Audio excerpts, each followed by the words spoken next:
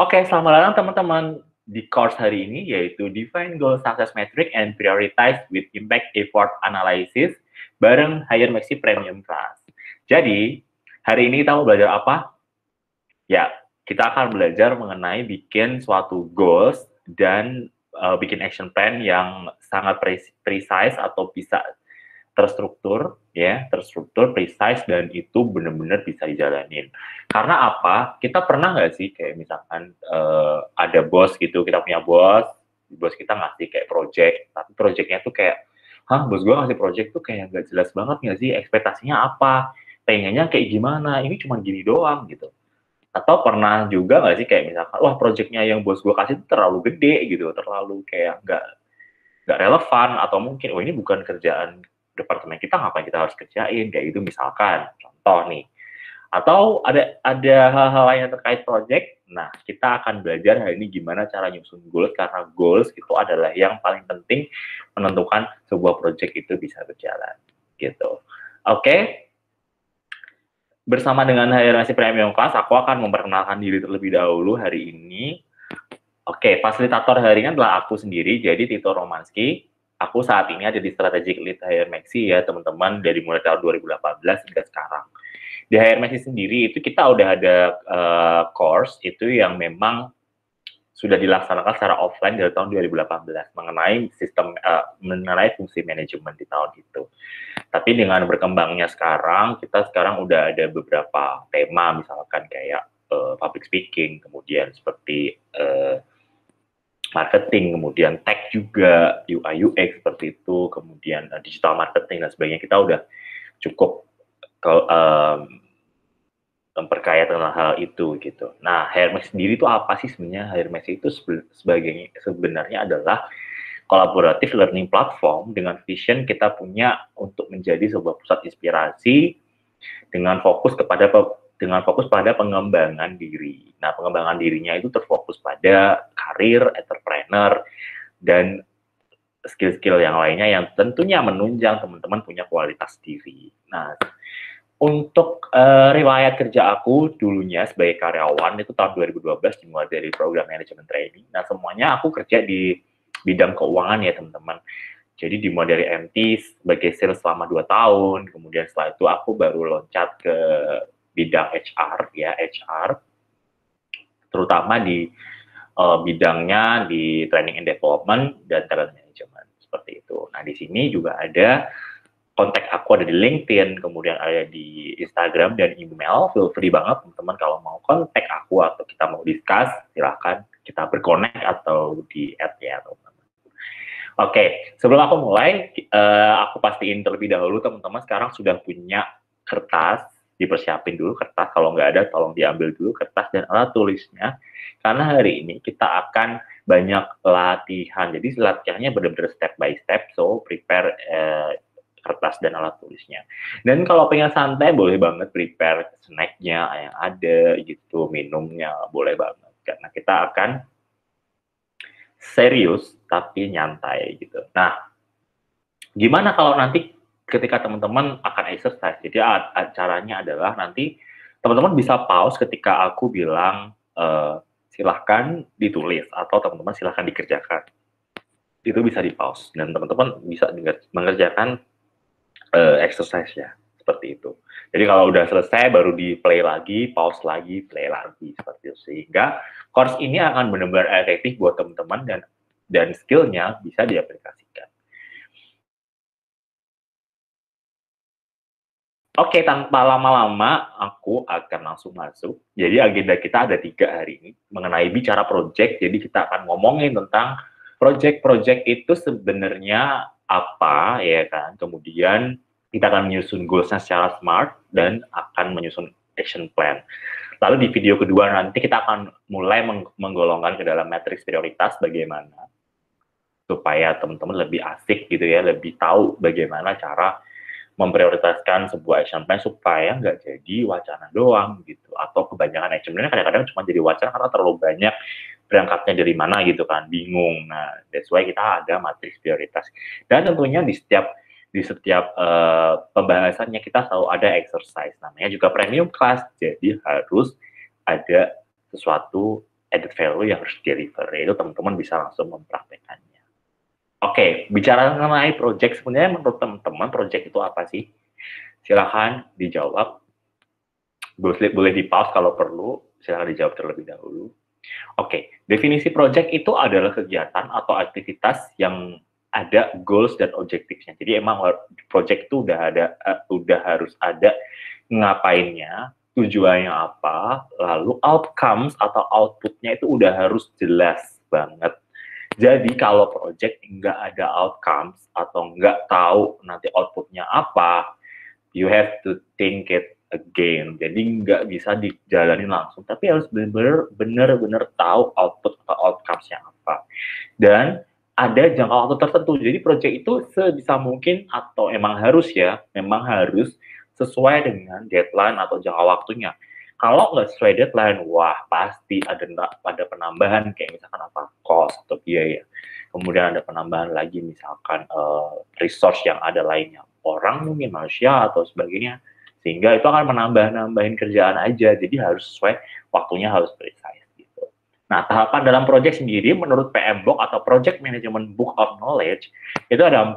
Dari mulai fase initiate, ya fase initiate itu adalah fase ketika teman-teman pengen membuat project. Jadi pembuat project ini tujuannya apa, penting atau enggaknya, idenya apa, projectnya itu ada di initiate gitu. Lalu setelah ketahuan nih pengen bikin ide project apa, baru kita masuk ke dalam plan. Plan itu kita merencanakan apa yang harus dipersiapkan dalam membuat sebuah project. Contohnya, persiapan resource-nya, persiapan langkah-langkahnya, step-stepnya, flow-nya, kemudian persiapan memitigasi risikonya, dan lain-lainnya. Itu ada di fase plan. Nah, fase plan dan initiate ini adalah fase paling penting dalam PMBOK. Dan menurut PMBOK pun, initiate and plan ini itu adalah fase paling panjang dalam sebuah pengerjaan project. Tapi hari ini kita mau belajar gimana sih cara untuk membuat initiate dan plan itu yang benar-benar sangat ringkas dan bisa diaplikasikan dalam kehidupan teman-teman sehari-hari. Oke, itu dia tadi initiate dan plan. Lalu fase implementasi adalah fase implement atau menjalankan project kita.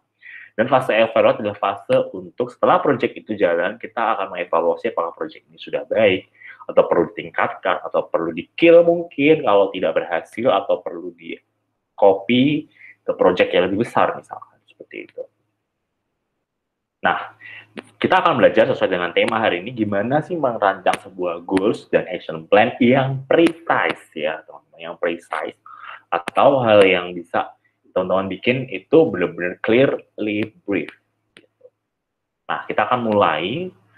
Sebelumnya tulis goalsnya teman-teman dulu, jadi apapun boleh ditulis, jadi kita mulai ya latihan sekarang. Goalsnya teman-teman boleh ditulis, baik goals pribadi maupun kerjaan, boleh banget. Pribadi contohnya kayak gimana? Aku pengen merit misalkan, ya udah tulis aja boleh, aku pengen merit. Untuk kerjaan misalkan meningkatkan sales, boleh banget, atau apapun. Tulis goals yang teman-teman pengen bawa dalam course pada hari ini. Jadi boleh kalau mau di pause dulu, it's okay, lalu kita akan lanjut. Baik, sebelum itu aku akan memperkenalkan dulu. Jadi ini adalah senjata atau kaidah yang biasa dipakai dalam menentukan outcome sebuah project. Jadi kita memakainya goals itu dengan kaidah SMART, S-M-A-R-T.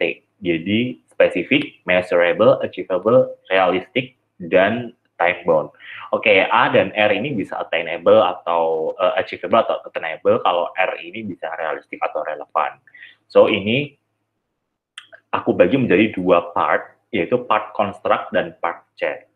Construct itu berarti setiap apa yang dijelasin di SMT itu harus ditulis di dalam goals-nya. Harus ditulis di dalam goals-nya. Jadi kayak syarat ditulis di dalam goals, penyusunan goals. Sedangkan untuk AR, itu fungsinya adalah untuk cek apakah SMT ini udah benar atau construct ini udah benar apa belum sih atau sesuai. Gitu. Nah, contohnya kayak gimana? Jadi aku akan bikin satu contoh mengenai diri aku. Jadi aku tuh pengen ganteng digitalnya teman-teman. Karena aku merasa diri aku sebenarnya ya mungkin cukup ganteng ya. Nah, itu pengen diganteng bangetin gitu kan ceritanya. Nah, tapi pernah nggak sih denger kayak misalkan goals itu kayak misalkan pengen ganteng, kemudian pengen sukses, kemudian pengen kaya, kemudian pengen membahagiakan orang tua. pengen lulus tepat waktu, pengen apalah itu ya. Itu pernah nggak sih kalau denger itu kayak serasa tuh masih abstrak gitu, masih belum tahu ini kayak nggak jelas gitu. Dan ngapain, maksudnya setiap orang tuh punya definisi masing-masing, kayak misalkan misalkan dia pengen sukses, sukses tuh punya definisi masing-masing. Misalkan aku pengen sukses tuh misalkan aku bisa punya kantor agency misalkan. Nah itu mungkin definisi seperti itu. Ada yang lain definisi sukses adalah punya keluarga yang anaknya 5 mungkin. Ada yang lain misalkan sukses tuh pengen S3 lulus gitu. Nah justru kita harus lihat lebih spesifik lagi. Nah biar ganteng itu, ukuran ganteng itu apa ya kan gitu kan. Ya, jadi harus ditanyain dulu. Di part pertama itu ada why. Why in this project ya. Why di project itu kenapa kok kita ambil satu tema nih biar ganteng gitu kan. Emang tujuannya apa? Nah itu kan nggak bisa, maksudnya kayak kita harus lihat ganteng itu apa dulu gitu. Nah ganteng menurut aku akan melihat bahwa oh menurut aku ganteng itu adalah berat badannya ideal. So yang jadi projectnya bukan gantengnya, tapi berat badan idealnya seperti itu. Nah sekarang kita masuk ke dalam kaidah pertama yaitu why this project. Kenapa kok aku pengen ningkatin berat badan? Ditanya dulu, di cross check lagi. Why ningkatin berat badan? Karena tadi berat badan itu adalah salah satu standar untuk ganteng. Ya emang ganteng kan banyak ya, nggak mungkin mukanya glowing atau mungkin dari segi pendidikannya udah tinggi atau pernah pernah punya suatu prestasi tertentu misalkan. Nah itu kita benar-benar harus define. Nanyakan ini, berat badan ideal itu kenapa sih project ini? Ya benar, karena project ini memang mendukung aku untuk ganteng. Jadi itu perlu pertama kali di define adalah why. Setelah benar-benar teman-teman tahu bahwa berat badan ideal yang akan jadi project, kita akan lanjut ke step berikutnya. Jadi kayak misalkan pengen sukses nih ceritanya. Jadi harus di-define dulu suksesnya menurut teman-teman itu apa. Jadi misalkan di sini sukses nih. Nah, sukses tuh saya ingin kuliah S2 gitu ya, jurusan apa misalkan, majoring apa gitu. Nah, tapi setelah kita lihat nih teman-teman, masih tahap why. Jadi kita lihat nih realitanya sekarang kayak gimana sih? Aku pengen berat badanku ideal nih supaya ganteng gitu ya. Nah, berat badanku saat ini tuh di bawah ideal ceritanya teman-teman. Jadi emang benar-benar aku akan bikin projectnya. Jadi fix ya projectnya adalah kita naikin berat badan. Oke, ini kita kunci naikin berat badan ideal itu adalah sebagai project kita. Gitu. Nah, gimana cara nyusunnya menjadi spesifik? Yaitu kita pertama taruh who itu di depan. Siapa yang involved? Siapa yang ngerjain project ini? Kalau misalkan ya saya kan di sini yang ganteng kan cuma aku sendiri, jadi aku tulisin saya ya di sini ya. Nah, tapi kalau teman-teman misalkan ada proyek kantor yang dikerjain dengan beberapa tim, jadi bisa kayak who-nya, tim misalkan gini, bikin project change management di kantor gitu kan, misalkan contohnya, atau bikin project digital transformation di kantor. Nah, di sini di depan ditulis adalah tim change management atau tim digital transformation ya. Jadi harus ada subjeknya gitu. Itu saya ini ditulis benar subjeknya apa. Lalu setelah itu what ini adalah predikat plus objek. Jadi apa yang akan dilakukan. Tadi udah tahu kita di why kan pengen bikin berat badannya. Berat badan supaya apa? Kenapa kok berat badan dinaikkan? Supaya ganteng gitu kan. Nah, itu kita pengen menaikkan berat badan sesuai dengan BMI misalkan. Kalau ada ukurannya boleh ditulis di sini sesuai apa gitu kan. Nah, dan when-nya tuh durasi selama berapa lama? Selama 4 bulan. Seperti itu. Nah, contoh lain spesifik misalkan apa sih, saya pengen nikah dengan adat Jawa misalkan dengan budget sekian, itu boleh banget. Gitu. Jadi lebih spesifik lebih bagus. Nah, kemudian sebelum masuk ke measurable nih teman-teman, untuk menjawab yang spesifik tadi, teman-teman silahkan ditulis di kertasnya, di pause dulu, boleh, silahkan. Lalu kita akan lanjut ke step berikutnya, yaitu di measurable. Ya, di measurable, kita akan ngobrolin tentang gimana from X to Y. Jadi, from X to Y itu gimana sih? Ukuran atau measurement kita itu jadi X atau sebelumnya before menjadi Y. Jadi kan tadi aku pengen ningkatin berat badan. Aku lihat dong berat badan aku sekarang berapa, 60 kg realitanya. Ekspektasinya untuk sesuai BMI itu harus 80 kilo, ternyata teman-teman dengan tinggi aku 180 misalkan. Nah, itu menaikkan berat badan ya. Nah, kalau nikah gimana? Misalkan, memang harus jomblo sampai dengan beranak gitu, jomblo sampai dengan berpasangan, enggak. Kalau memang itu benar-benar yang tidak, bukan, dikat aja, tetap. Jadi kalau menikah gimana misalkan? Dari mulai jomblo sampai dengan berpasangan gitu. Enggak. Jadi kalau memang itu too much information, jadi tidak usah dituliskan. Karena kan kita sudah tahu, sama-sama tahu bahwa nikah itu adalah dari tidak berpasangan sampai dengan jomblo. Tapi kalau kita mau highlight di budget nikahnya, ditulislah di situ dengan budget sekian sampai dengan sekian. Jadi tergantung concernnya teman-teman tadi di awal adalah gimana, teman-teman apakah mengumpulkan budget nikah atau kan mencari pasangannya. Nah, kalau ini aku bener-bener spesifik banget, jadi akan naikin berat badan gitu. Jadi ditulis di sini adalah saya ingin menaikkan berat badan sesuai BMI selama 4 bulan dari 60 kilo menjadi 80 kilogram gitu. Nah, setelah itu teman-teman boleh masuk, boleh di pause dulu, lalu ditulis measurable-nya berapa, sebelum kita lanjut ke the next slide. Oke, kita mulai lagi. Siap. Lalu masuk ke dalam achievable. Achievable itu apakah target ini untuk dicapai? Jadi kayak cross check lagi teman-teman. Jadi setelah tadi kita bikin, di cross check apakah target itu sangat mungkin untuk dicapai. Jadi aku mau naikin berat badan selama 4 bulan dari 60-80 tuh mungkin nggak sih dicapai? Terus resource apa yang sudah dicek, apakah sudah dicek, jadi resource-nya tuh apa aja sih, apakah sudah mencukupi atau belum. Kayak misalkan di sales tuh pengen naikin angka dari 800 juta ke 1,8 miliar misalkan. Nah, dicek nih, resource-nya sama nggak ya sama bulan lalu, kok pengen naiknya tinggi, apakah achievable gitu kan.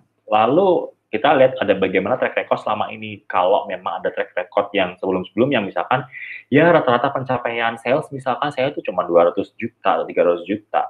Tapi bulan ini saya mau naikin jadi 500 juta dengan resource yang sama.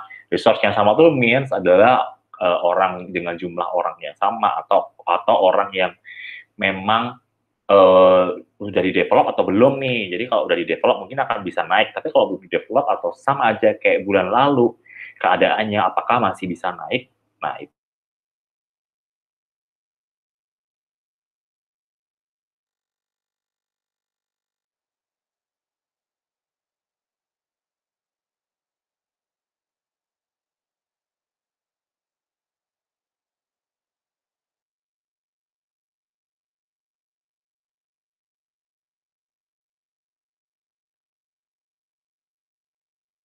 kita harus meng-cross check di achievable ini. Contohnya ini, untuk rekornya aku belum pernah naikin berat badan, cuman aku rasa ini akan sangat sangat realistis, sorry, mungkin akan sangat bisa naikin banget gitu. Karena tadi aku ngeliat resource dan melihat bagaimana kemungkinan-kemungkinan yang aku sudah pikirkan gitu, itu bisa banget. Nah, lalu kita ke cross check yang berikutnya, yaitu relevan. Nah, kita harus tanya lagi, kenapa sih kok teman-teman bikin project ini gitu? Apakah project ini tuh sesuai dengan benefit, sesuai ngasih benefit ke perusahaan misalkan, sesuai dengan value-nya teman-teman misalkan. Kayak saya misalkan tadi, aku menaikkan berat badan. Berat badan itu supaya apa? Supaya ganteng tadi. Ya memang benar. Kita balik lagi ke hal yang pertama tadi. Jadi relevan tuh harus dicek relevansinya sesuai nggak sih gitu. Lalu kemudian apakah saya bisa? Nah, bisa nggak sih? Itu perlu ditanyain lagi nih.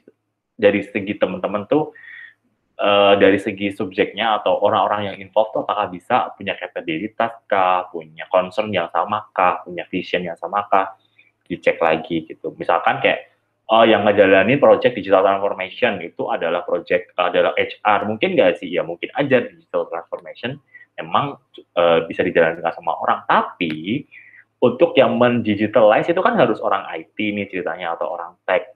Jadi apakah ini relevan kalau misalkan technical itu masuk ke dalam HR, itu perlu dicek di sini, di relevan. Lalu apakah ini untuk jalannya untuk ganteng? Nah itu aku pakai contoh yang ini ya, jadi kayak harus ditanya kembali relevansinya seperti apa. Nah, baik di tadi achievable dan relevan, itu kita benar-benar tidak menambahkan sesuatu di konstruk. Jadi tetap sama ya, saya ingin menaikkan berat badan sesuai BMI selama 4 bulan 60 kilo sampai 80 kilo. Nggak ada penambahan. Jadi benar-benar ini sifatnya adalah cross check. Baru yang terakhir adalah time bond.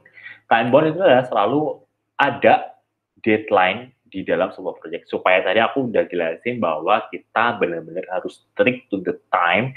Karena kalau enggak, itu akan costly banget, nambah biaya, nambah segala macam.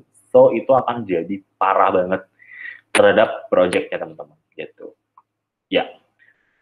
Nah, di deadline ini kita harus tambahkan nih, kayak bulan dan atau tahun atau hari kalau perlu, itu yang precise.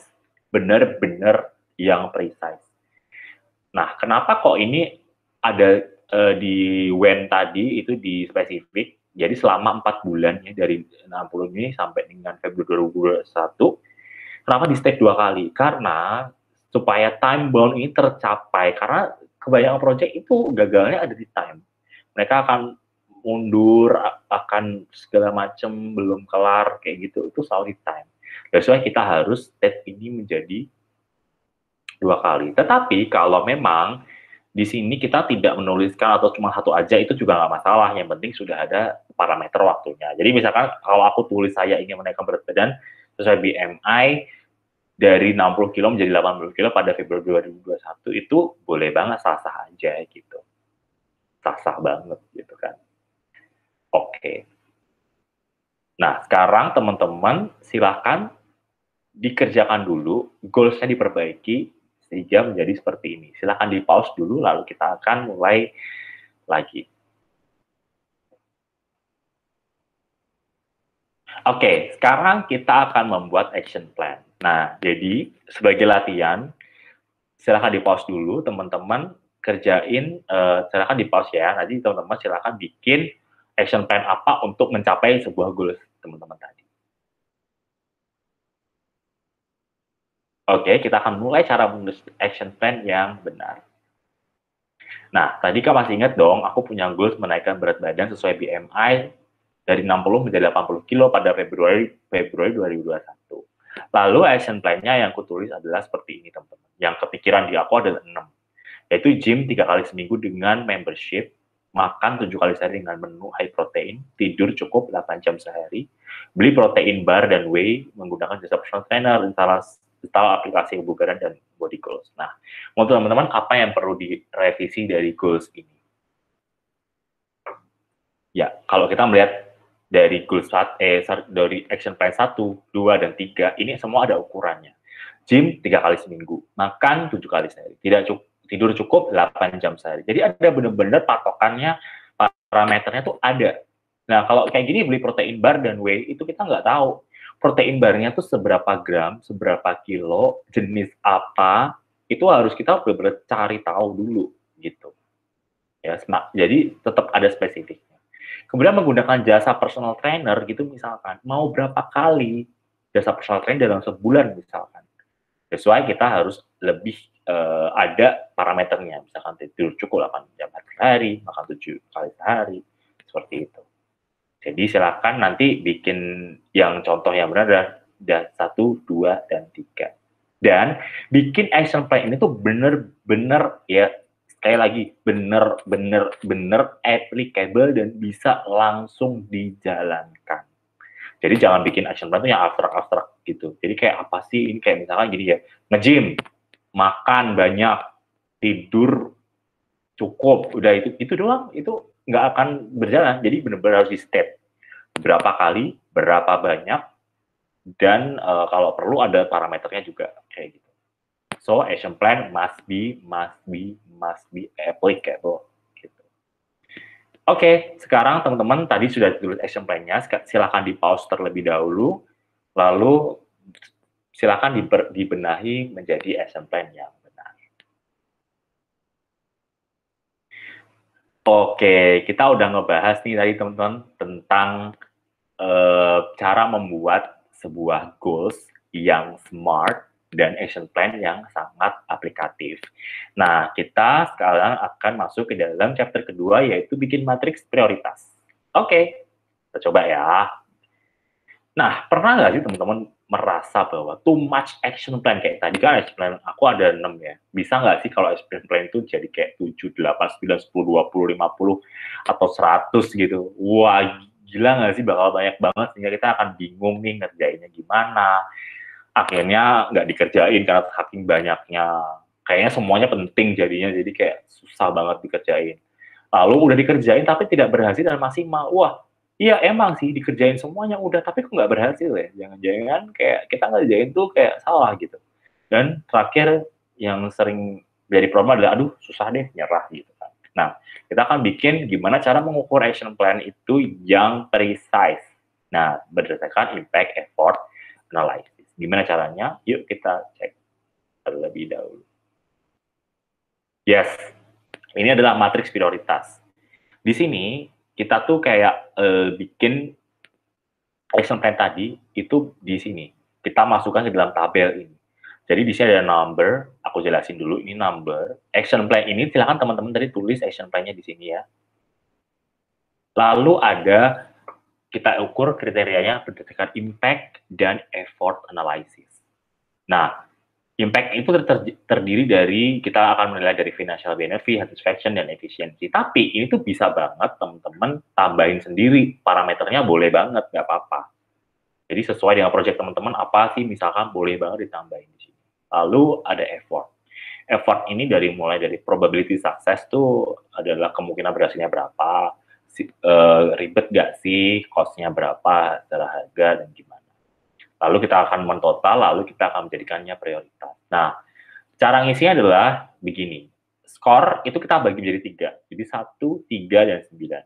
1 itu sangat tidak memenuhi kriteria atau enggak banget istilahnya, negatif ya.